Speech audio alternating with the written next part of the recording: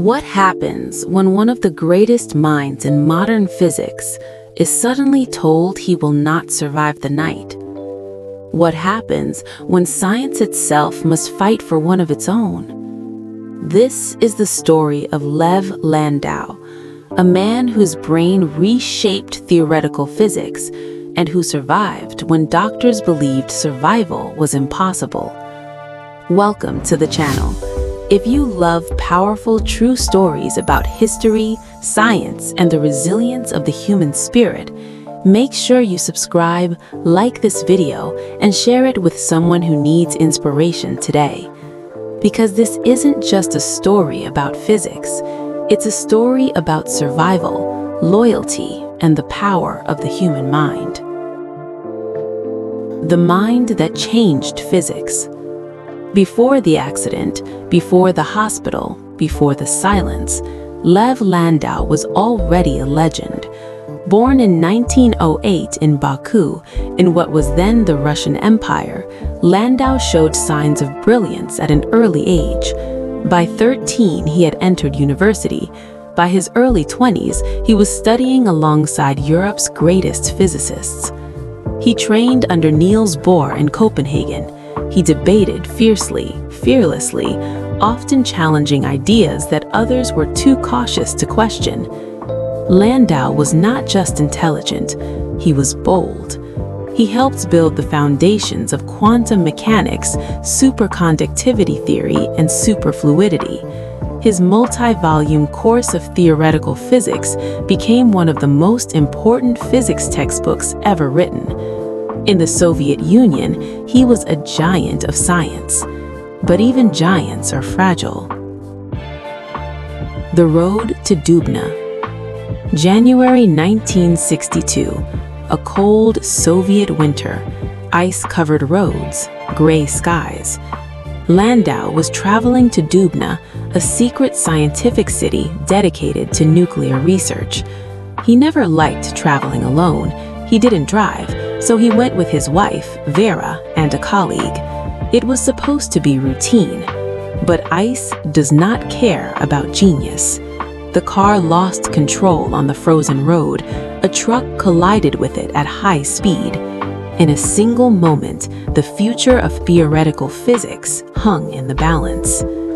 Landau was unconscious when rescuers pulled him from the wreckage. Doctors examined him. The injuries were catastrophic. Privately, many believed he would not survive. When science refused to let him go, news spread quickly across the Soviet scientific community. Lev Landau, their teacher, mentor, colleague, was fighting for his life. And something extraordinary happened. Physicists filled the hospital corridors. Students, researchers, senior scientists, and more than just visitors, they became advocates. They demanded the best treatment. They requested resources. They pushed officials. This was not just a patient. This was the mind that had trained generations. One of the strongest voices was Pyotr Kapitsa, Landau's mentor and a Nobel Prize winner himself. Kapitsa sent urgent requests abroad, even across Cold War tensions, asking for advanced medications and expertise. International scientists responded. Antibiotics and medical assistance crossed political borders. In a divided world, science is united. This was no longer just about survival. It was about protecting a legacy. Silence. Weeks passed. Landau did not speak. The man known for sharp arguments and brilliant lectures lay still. For many, the greatest fear was not death, but the possibility that his mind might never return. His wife Vera stayed near him constantly, exhausted, afraid, holding on to hope. One day, she stood beside him, uncertain whether he could hear her. And then, his eyes focused. There was recognition, a quiet connection. It wasn't dramatic. It wasn't a sudden recovery, but it was everything. He was still there. Inside the silence, his mind was fighting. the first word. Recovery was slow, painfully slow.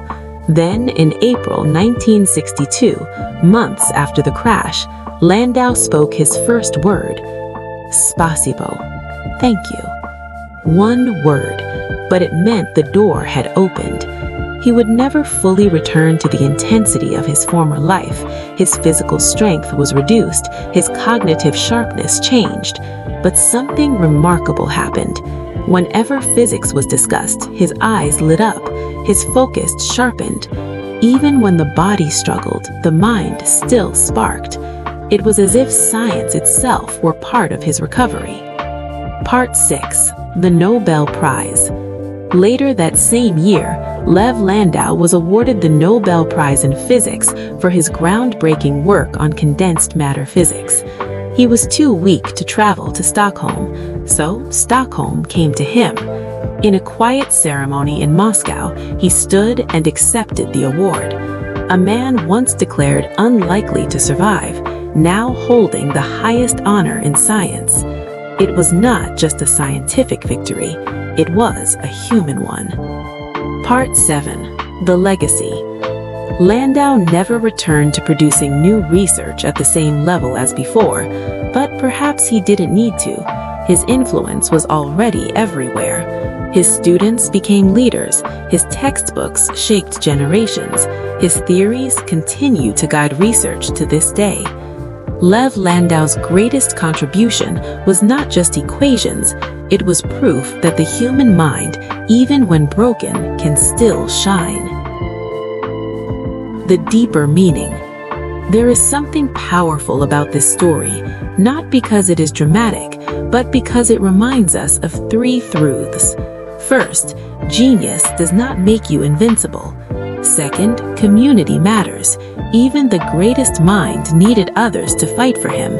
And third, recovery is not always about returning to who you were. Sometimes survival itself is victory.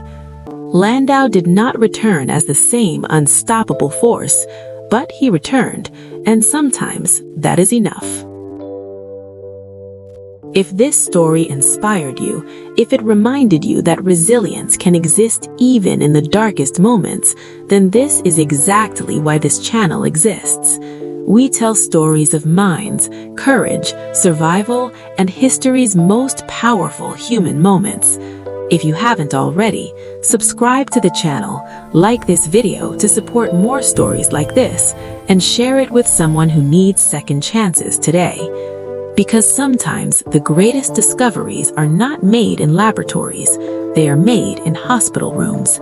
And sometimes the world refuses to let its greatest minds disappear.